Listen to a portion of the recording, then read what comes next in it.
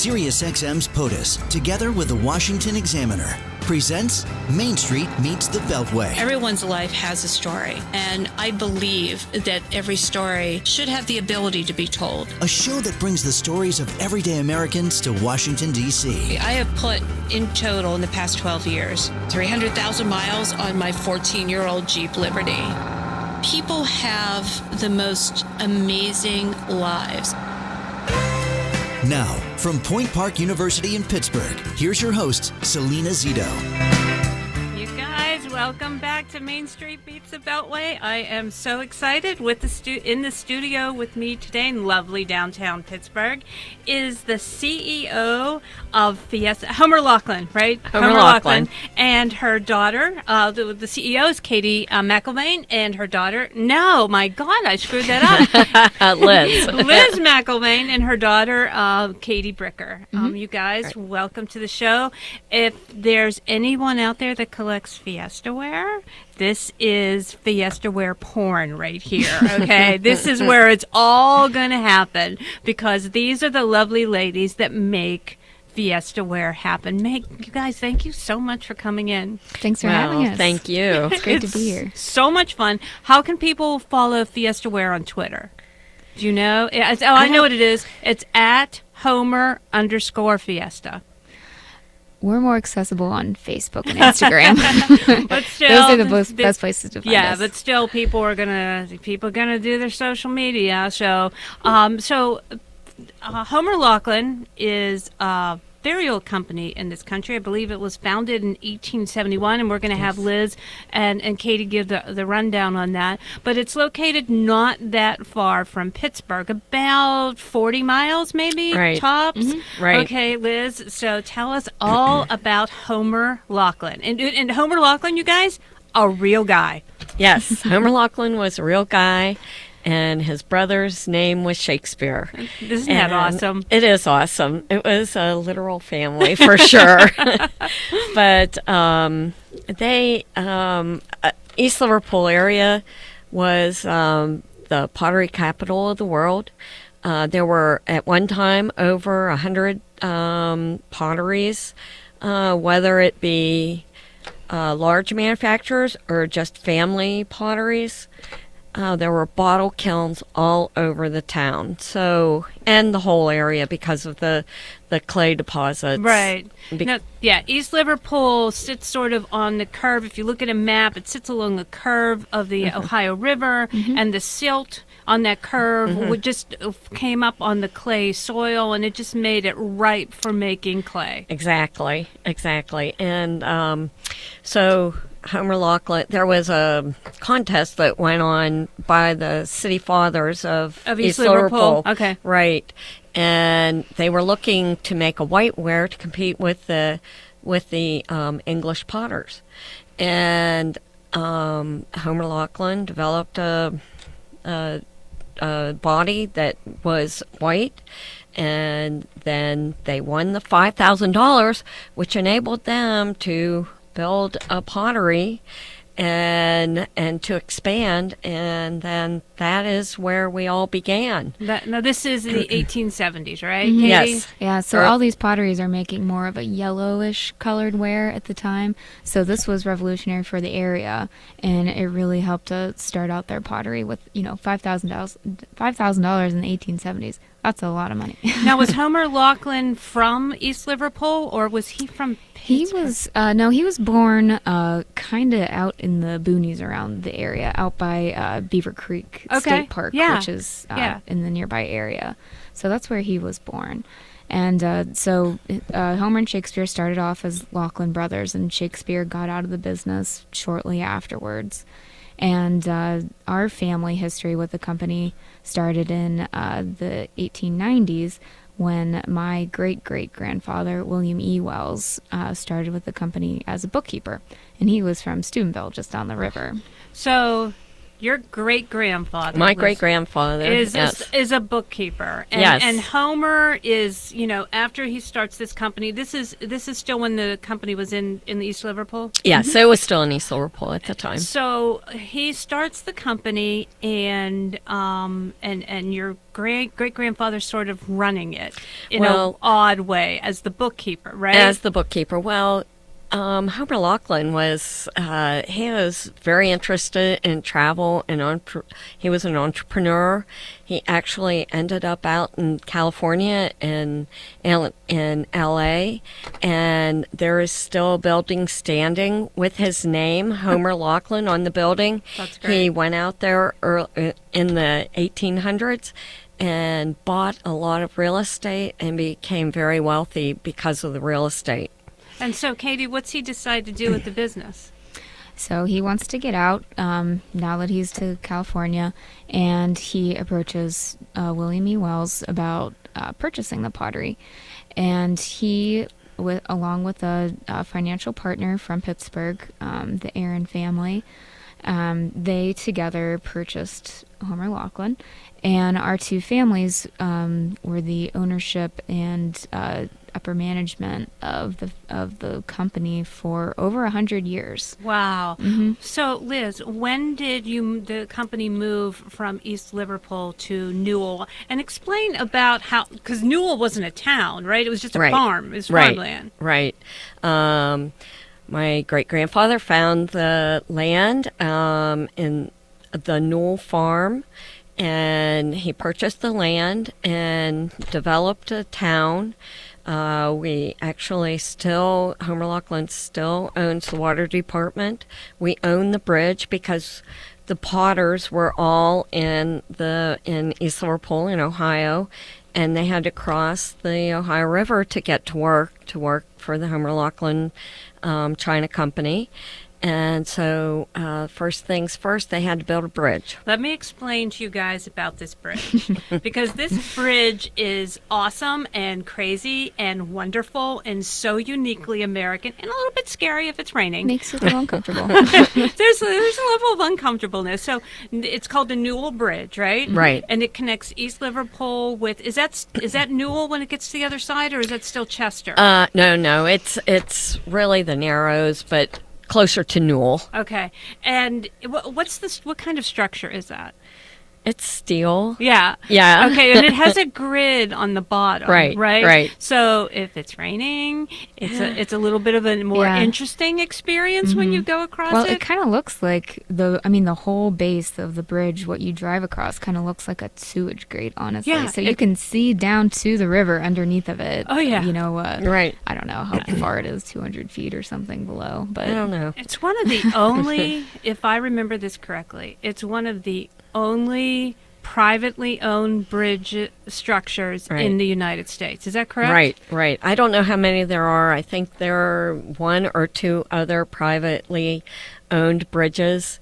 I think the other one I actually went across, and that connected Fort Madison, Wisconsin with something, Illinois. I don't know what it was. Pretty much the exact same kind of bridge, too. There's like a little toll. What do you pay to get across? 75 cents. But isn't it like if you're going to go both ways, there's a discount? Or you get two for $1. Exactly. On the day that I crossed the one in Madison, the toll bridge person was on vacation. So there was just like this a little sign. They're like, it's free today. So I thought that was pretty interesting. You guys, you're listening to Main Street Meets the Beltway. We're broadcasting here out of Pittsburgh, and I'm so excited to have Liz McIlvain and her daughter, Kate Bricker, here. Liz is the CEO of Homer Laughlin, which makes the wonderfully happy and colorful Fiestaware, but it also makes a variety of other products. And her daughter, Katie Bricker, who is the marketing manager, right? Mm-hmm. Yes. So I want to talk a little bit about, and you both can chime in on here, what you can fight over who wants to talk about it. But I want to talk about your show.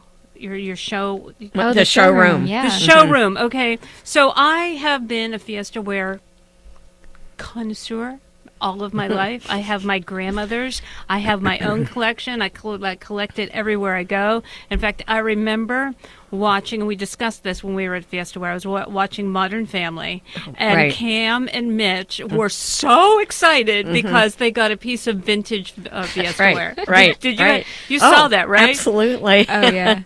Oh yeah, because he said these people don't even know what they have. I know. And I was like, he's right. Yep. Exactly. We loved it. It was a creamer, I think, and it was the yellow that you don't make anymore. The really light yellow. Yeah, color. it was a vintage one. Yeah, for sure.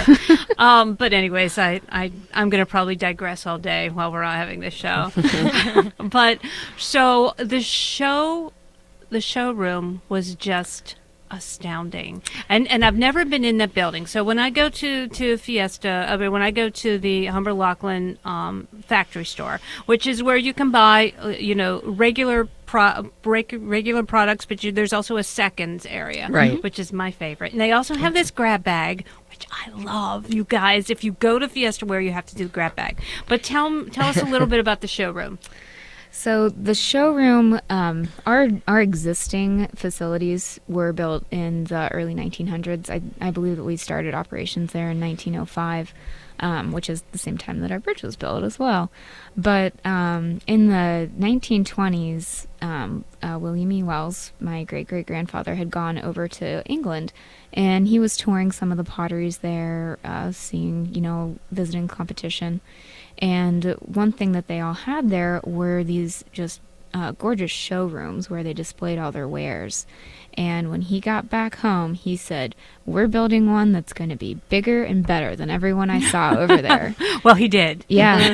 He did. I had no level of expectation when I walked into your offices. Well, first, the first thing when you walk into the office is this incredibly gorgeous depiction of the American flag that is made out of trays. What is it made out of? It's made out Ceramic of dishes. Trays? Yeah. It's made out of dishes. It is absolutely stunning. And then there's this funny sign that says, "Pay your water bill here," which I was like, wait, what is going on here? Am I in the municipal office or am I in Fiestaware?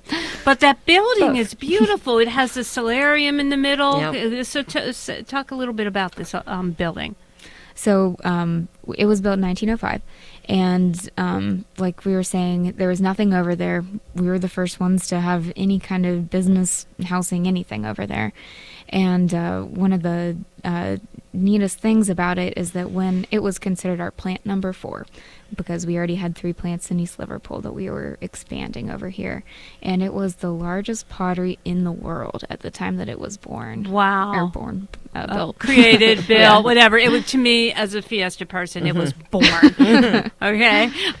So talk about this showroom. It's so gorgeous, by the way. It is absolutely stunning. You should both be really proud. It's a hidden treasure because, we still use it. We display all of our current dishes there, and when we have customers in town, we take them up there, and it's a great practical sales tool too because you can see all the dishes laid out in front of you. But it's such a piece of history too, and even people in our community don't know about it.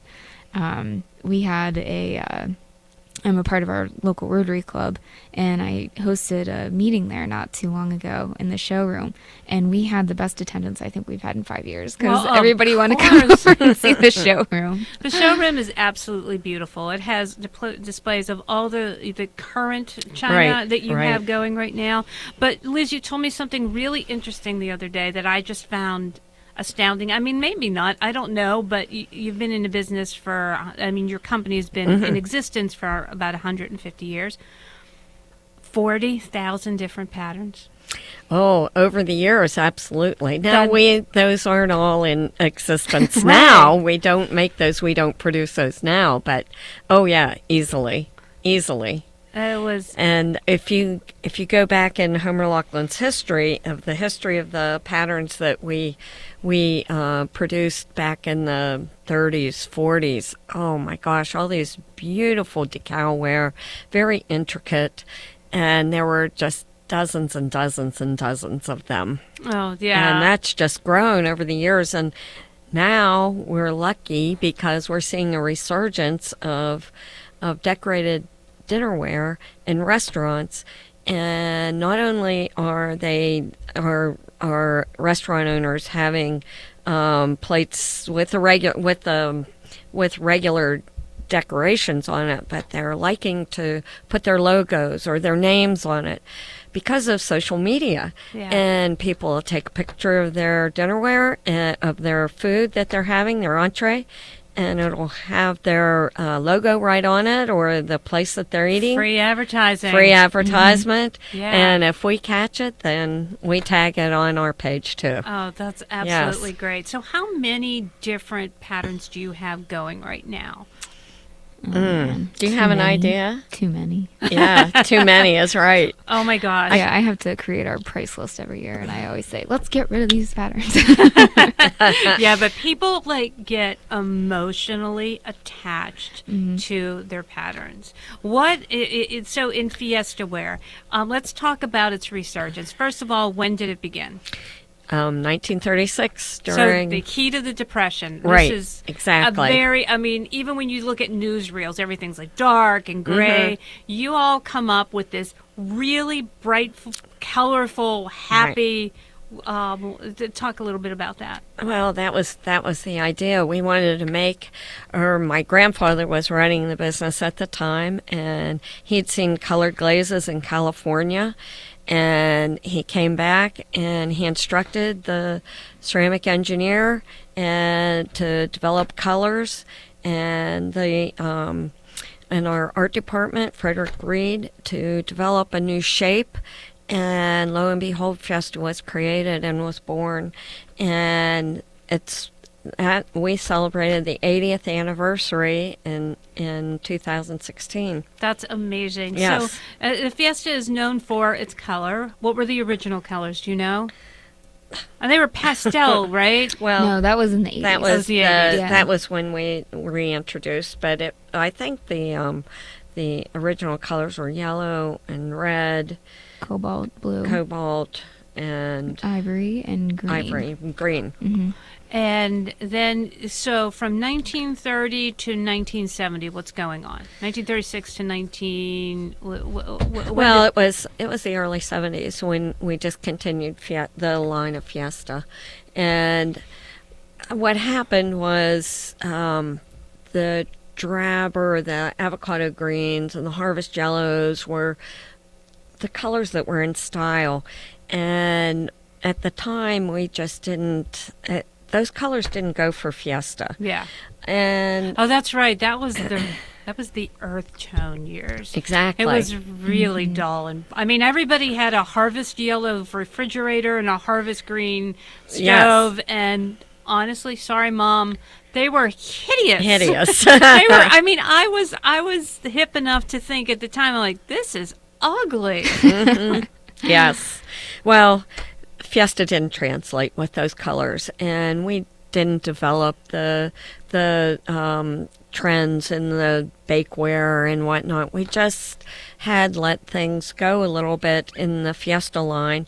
And our hotel line, we had introduced our hotel line in 1959, 1960, and that had taken on the lion's share of our business. And so we discontinued Fiesta at that time. But during the time between when we discontinued and reintroduced it, our Fiesta fans and collectors were hot for it, and they were collecting it all over the place, and they've made Fiesta a very collectible piece of pottery, and they were the people that were out there asking, start making it again. Yeah. Please reintroduce Fiesta. And the department stores heard what they were saying. They wanted Fiesta back on their shelves. Yeah. Well, and you can find Fiestaware at Macy's. I've seen it at Macy's, Bed Bath & Beyond, right? Mm-hmm. Where else can people find it? Because it's all over the country. Yeah. It's Kohl's, not like a regional... Yeah, right. Kohl's is a big customer of ours. Dillard's, Bon-Ton, Belk, most of your, better department stores you can find Fiesta in. Yeah, and the displays are always so enticing because of the color. Exactly. It just draws you to it, and it makes you happy. That's the thing that I absolutely love about Fiestaware. But we'll get back to production because I just had the best time last week when you guys took me on a tour and you let me make my own mug.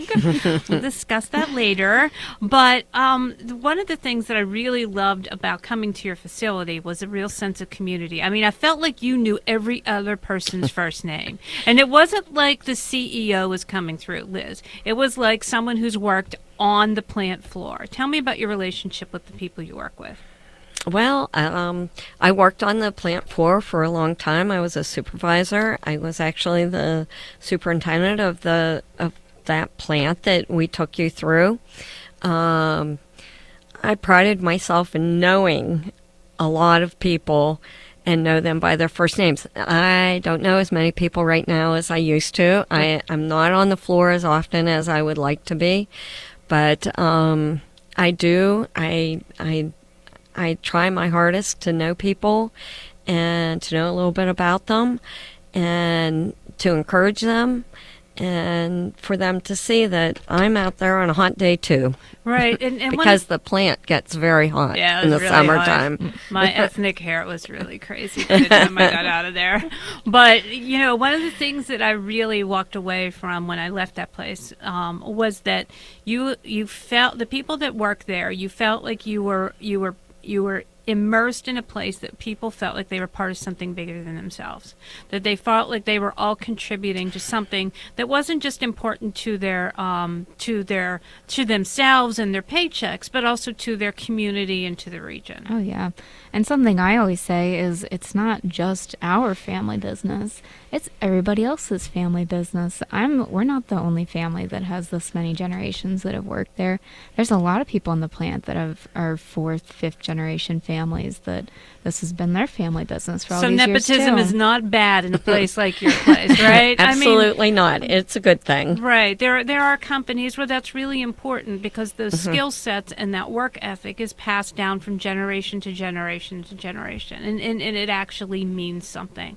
So as I was watching the women making the Christmas plates, that was fun. They asked me to help, but I didn't have my glasses on. I felt like it wasn't going to work out. But they're sitting there hand placing all that stuff on there, and they're either talking to each other or they're listening to. They have their earphones on, but they were beaming with pride in doing something that was that will be on someone's plate at Christmas time. Yes, I agree with that. I think there's a lot of passion and a lot of pride in what goes on in the halls of Homer Laughlin. And the ladies that you saw, that was the decal room. And they put all the decals on by hand. And it's a labor of love. It really is. And they are very proud of everything that they do. And now, let's talk a little bit about the striper. He's been there for 40 years. Is that what it was? Oh, yeah. The liner. The liners. I didn't know what to call him. So he's been there for 40 years? Yeah. Yes. Kevin, what's his Kevin Manypenny. Manypenny, yeah. Yes. Manypenny? Oh, my God. I love him already. Well, we'll introduce you to I am coming back. Okay. So tell me about explain to the listeners what he does. He and several other people in the plant, another decorating technique that we still use is hand lining. So what these people are doing is they're taking a plate, they're centering it on a spindle type thing, spinning it, making sure it's center, and applying a paintbrush with the glaze on it around the edge of it. Yeah. And they don't do it just on round plates, which is, I've tried this before. It's very challenging just to do that.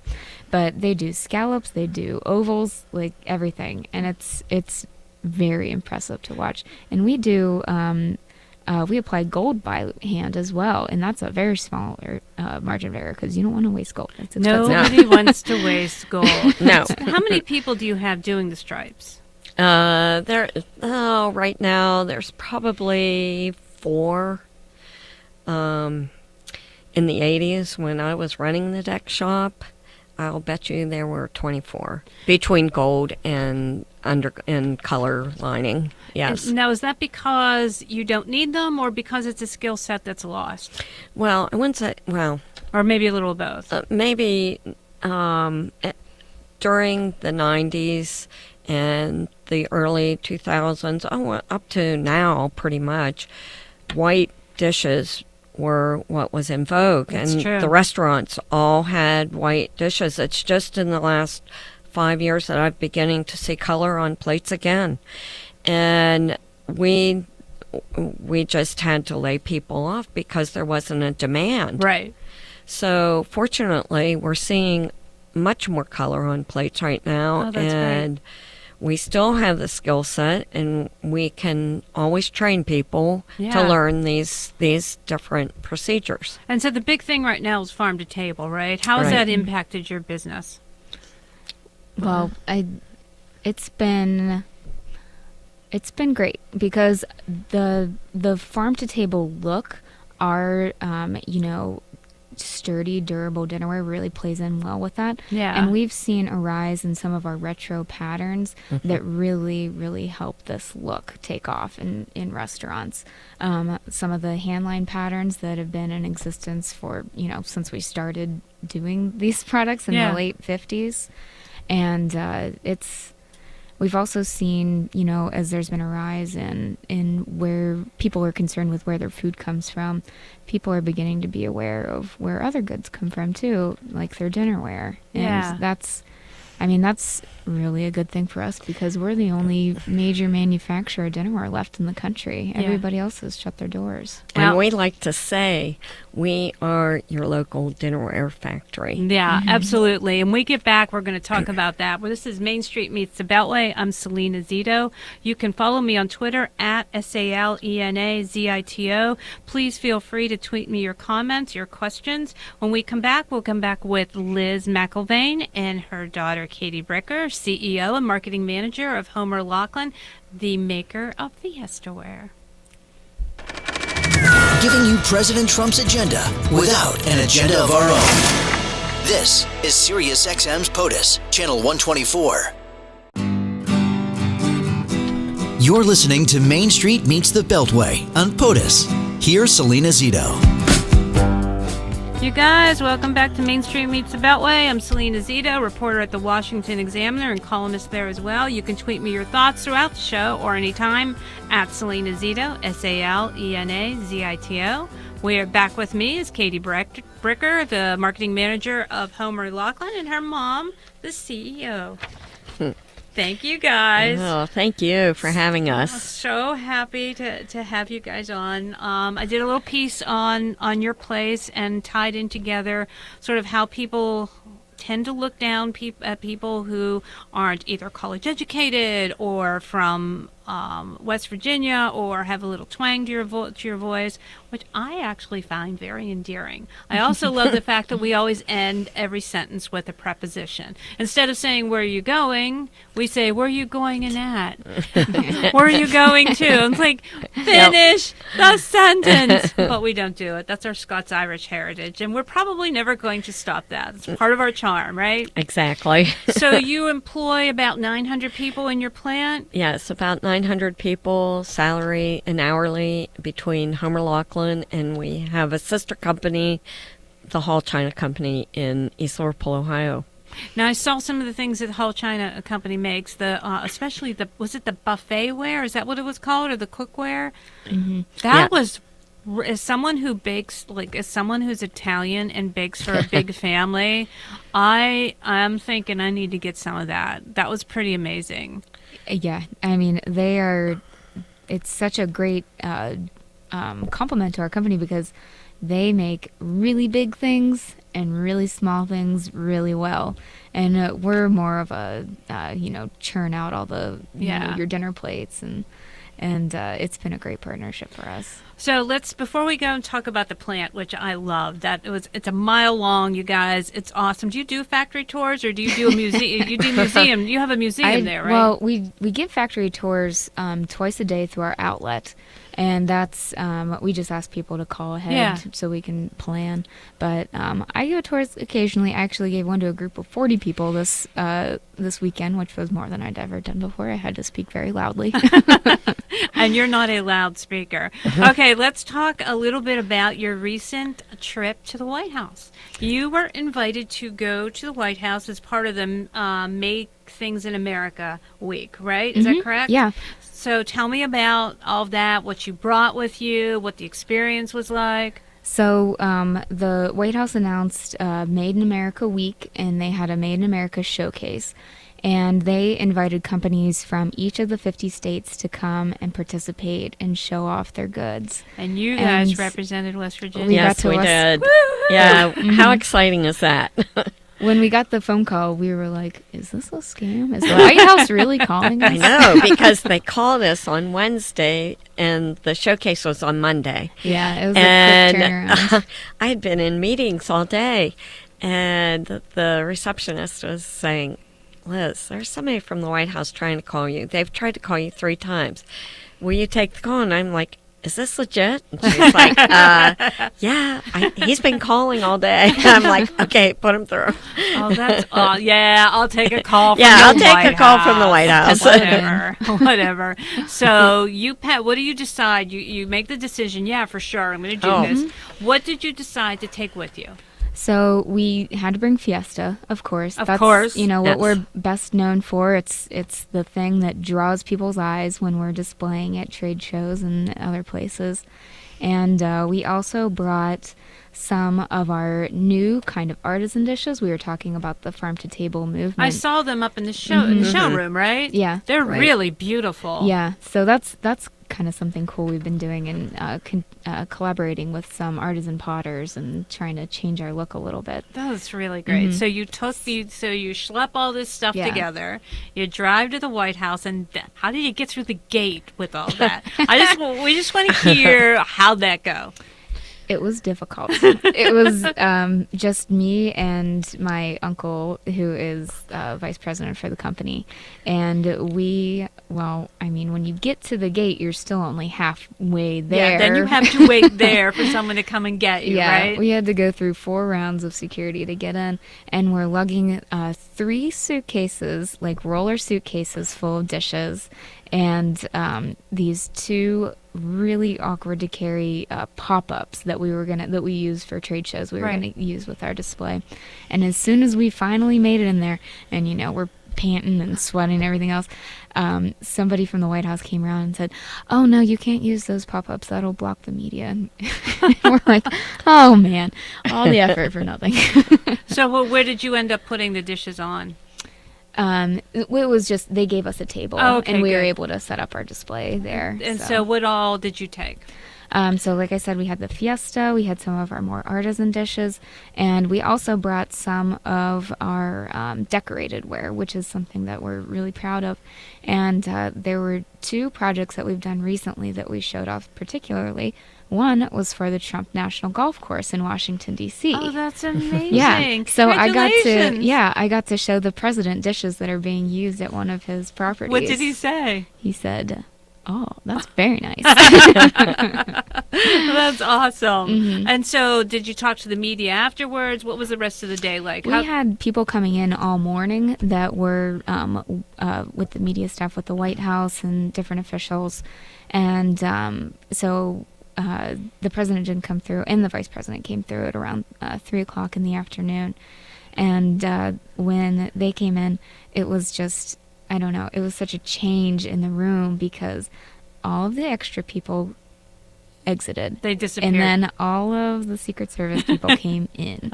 And they let all the media people in too. So there were a lot of people there recording and taking pictures. And we actually ended up on a video that NBC News took, and it was on Facebook. And so it was really neat. So cool. Yeah, we got to share it and, actually see footage of the president and myself interacting. Oh, that is so, you must be so proud, Mom. My goodness, yes, absolutely. Yeah. And I have to say, he didn't even spend that much time at our table. He had 50 to go to. And I think he wasn't as excited by the dinnerware as there were baseball bats and fire trucks and all sorts of stuff like that. But yeah, well, it's hard to compete with a fire truck. Yeah. Yes, but we were captured on that video that a lot of people have seen, and how cool is that? I was so excited to see Katie and Pete with the president showing them our dishes and for the whole United States to see. And we weren't allowed to take any pictures while we were in there either. So having that video was really great for us to share. And that's excellent. One of the things that you have in the showroom that I thought was absolutely beautiful, two sets of all of your plates, all of your dinnerware is beautiful. I'm just going to say that. But I really loved the Marine Corps plates. Those were beautiful. That's actually a tea service that they use, and they give to I'm not sure what rank in the Marines. Well, it's in the officers' quarters. And each officer has this in so their quarters. Beautiful. It is, and with the Marine Corps logo on it. Yeah, it's, it was really, really gorgeous. And you also did the dinnerware for the West Virginia governor's office, right? When Joe Manchin was the governor, and explain about you did it in the seasons. How did that happen? Well, this was a project that we worked on with Gail Manchin, who was the West Virginia First Lady at the time. And she wanted to capture the beautiful seasons that we have in West Virginia, which, if you've never been to West Virginia, it's gorgeous every time of the year. Every season. It is absolutely gorgeous. It is one outside of Pennsylvania. It is my favorite state. It's just the great valleys, the hills. It's so green when it's summer. It is really green. It is. When it's fall, it's so orange and yellow and red. I mean, it's just in the winter. There's so much skiing and I like to snowshoe. So it's just a stunning state. Wild and wonderful. Wild and wonderful. So, Katie, how did you end up in the family business? Well, it wasn't my original plan. I worked some summer jobs when I was in college at the pottery, and they weren't exactly the most glamorous positions. So you painted the lab, didn't you? I spent a lot of time painting. Probably the worst thing I did. Yeah, in our lab, I spent a summer chip testing plates, which we have this contraption that you hook up the plates to, and you swing a weight at them, and it's to test their strength and durability. It has to be at a certain level to go out into the field. And so you use this weight and you swing it once, then you pull back a little bit further and you swing it again, and then you do that again and again and again until it breaks. And that was my job. Oh my gosh. For 3 whole months. So when do you run the tent sales? Well, we have we have an outlet also in Flatwood, West Virginia. Right. So we have 2 tent sales in Flatwood, and we have 2 tent sales at the factory. And we just finished our summer tent sale at Flatwoods about a week ago. Right. So the next tent sale will be in October in Newell. At the factory. You guys, you have to be there. If you're in and around Pittsburgh or Cleveland or Columbus, it's only a couple hours. It's like an hour and a half from Cleveland. Yep, hour and a half, 2 hours, 3 hours from Columbus, and less than an hour from Pittsburgh. Right, right. And it's not just. I mean, there's just rows and rows and rows of every different kind of color or size or plate or platter or cup or pie bakeware. dishes. We have it all. Yeah. Bakeware. The canisters. The more expensive stuff that you get crazy deals on this stuff. Oh, Everybody you really loves do. It. Yes. But the one thing, and any experienced tent sale goer will tell you this: you have to bring a rag or a sock or something to clear off the dish, because you want to check it for flaws and make sure you're getting something that's I actually appealed. tend to like mine a little flawed. I just think it adds like a, like to me, it's like, oh, there's a story behind this plate. I'm keeping this. This plate is mine. And the other thing is you see there's like a hot dog stand there. You'll see Boy Scouts selling like bags of caramel corn and Girl Scouts selling cookies. I mean, it's like the whole community is part of this event. Oh, yeah, it is. And some people even use it as a fundraiser. They, some of the booster clubs come and they'll work the sale. They'll pack your boxes and everything for them, and we give them money to do it. That is absolutely awesome. The other thing is it's just such a, everybody's happy when they're at that event. Even though they've had to wait in line forever, even though they've sometimes waited in the pouring down rain, when you get inside that tent, there's just this joyfulness about rummaging through this pottery and finding that piece that you want. Well, you know what I love is I'll walk down. I always visit the tent sale when it's going on a couple times a day. Whenever I can, I'll walk down to the tent.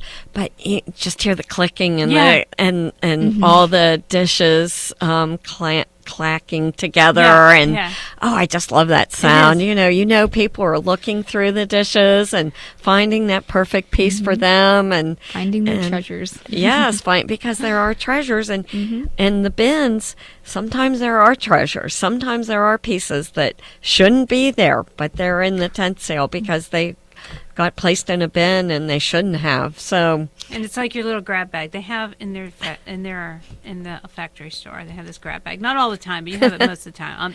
I'm pushing you guys to have it all the time. So there's this how much is it? Is it $1.50, something like that? I think it's $1.50, and it's just these odds and ends of our restaurant ware.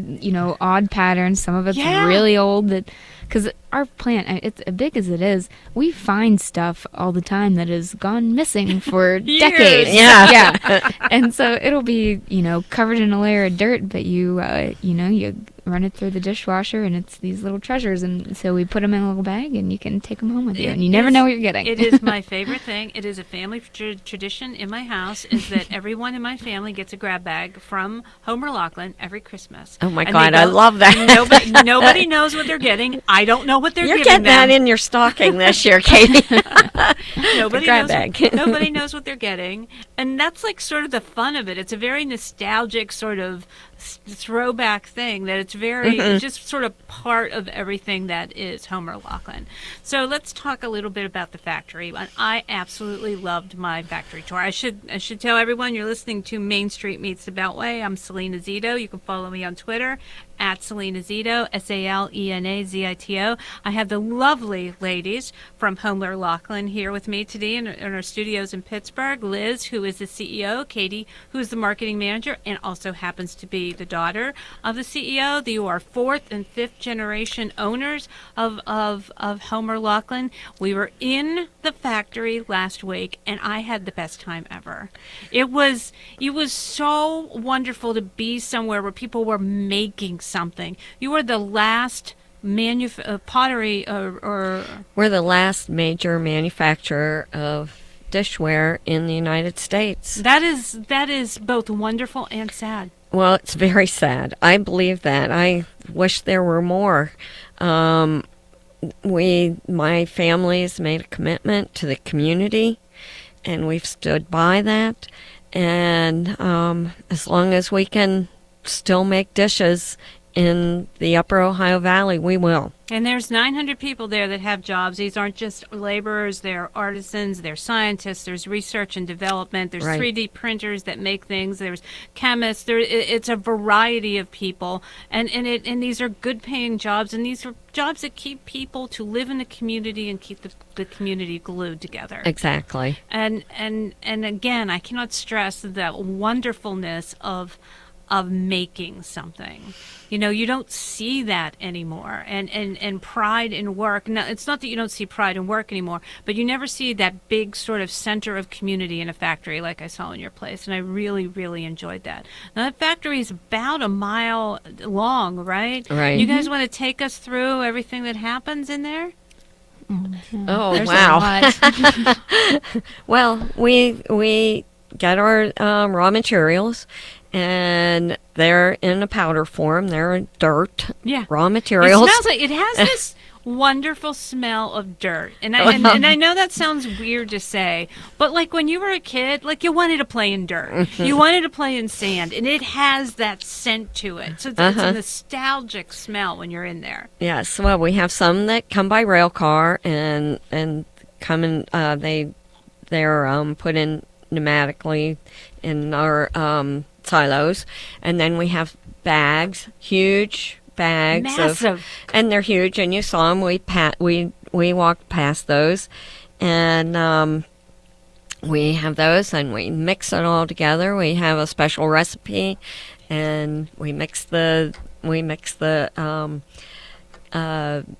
recipe and get it all sludgy, and then it. I have to interrupt. Yeah. I wanted to put my fingers in everything. So you know that. Like as we were going past like all the mud and then all the different clay forms, it was just like it was like a big thing of Play-Doh. I just wanted to go play with it. But okay. Go ahead. So we make a liquid slip, and then we took you to the pug mill where they were getting all the air out of the slip. We put it in the filter presses first and got all the water out of them, and pressed the water out of them, and then it got mixed up again and put through a vacuum chamber to get the air out of it, because you can't, if there's air in the clay will explode in the kiln. So we can't have that. There's some very important parts of our business, and that's to get the air out of the clay and to get the water out of the clay, because if there's water in the clay, we'll have explosions in the kiln as well. So it has to be as dry, it has to be as bone dry as it can be. Wow, I didn't realize that. And our green stage ware, which is what we make, is 11% bigger than after it's fired in the kiln. Okay. So when I put the handle on the mug, that was the greenware. Yes, stage. that was greenware, right? That's what we call anything that hasn't been fired yet. And so after you make all those patterns there. Wow. Yeah. Wow. Because first of all, Fiestaware in itself has to be a large load period, right? Oh, it is. There's 14 different colors, and I think we make around 140 items just in that line alone. And apart from our Fiesta line, we have about I think 11 different lines in our restaurant hotel wear section of the business too. So there's when a you lot have, of stuff being made. And there. then is it like on certain days you do certain things, or is there certain sections where you do certain things? How's that work? Well, the only section that's let's say roped off or specialized is our white body. We have two different bodies. A white body which we developed in the 2000s to compete with the white wear that we were seeing, that we were competing with at that time. And then our regular body, it's American ivory body is what we call it. It's a creamier color, and that is that's the only one part sectioned off. Mm-hmm. Okay. No, the white body is the only sectioned off. Yes, sectioned and that's a small part of our business. But everything else is created and manufactured with our ivory body. It is the kiln. Was it the kiln where the heat was, or the furnace?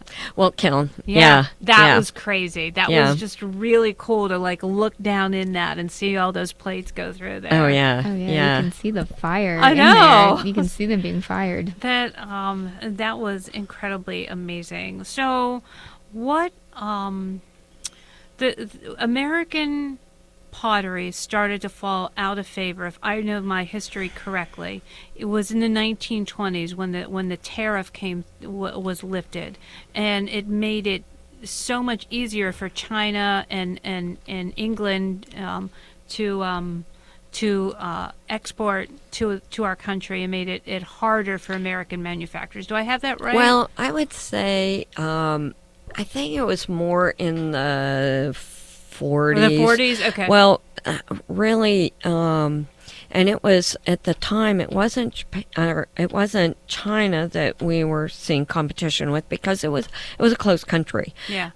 It was more Japan. Okay. And it was after the war, and we really began to have a lot of competition with the Japanese dishes. And is that when American manufacturing of pottery, mass manufacturing of pottery, started to fall off? Yes, and then I was looking actually this weekend at a book, and it's called it's a history of manufacturing and developing of the pottery industry in East Liverpool, and in the 70s that was a huge decrease.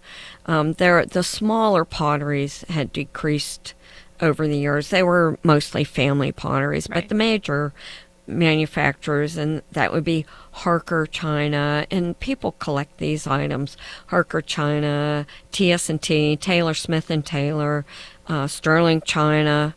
They all had closed their doors in the 70s and 80s. And how have you guys been able to stay on your feet? I mean, when have there been years of struggle? Oh, definitely. The 80s were definitely a time of struggle, because the competition had become so strong, and that was Chinese and, well, mostly Japanese.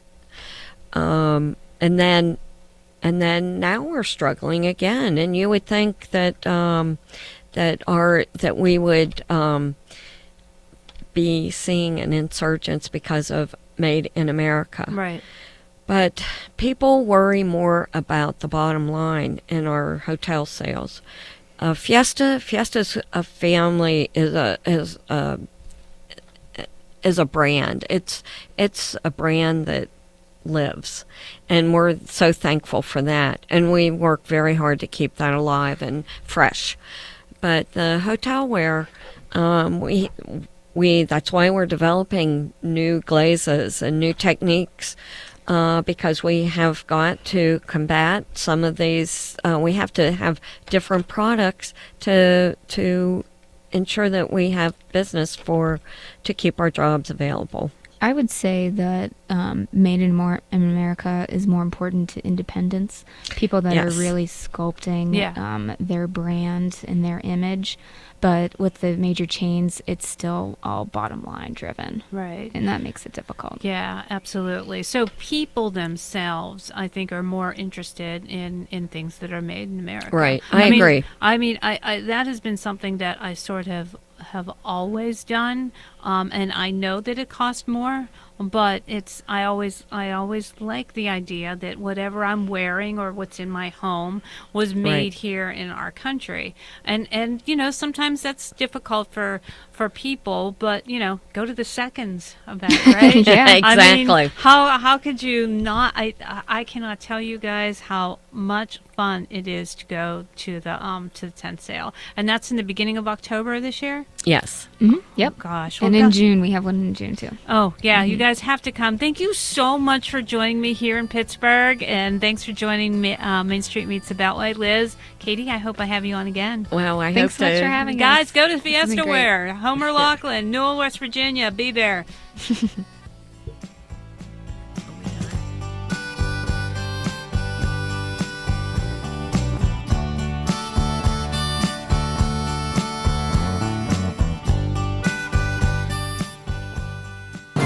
Politics of the United States for the people of the United States. People People of the United States. This is Potus.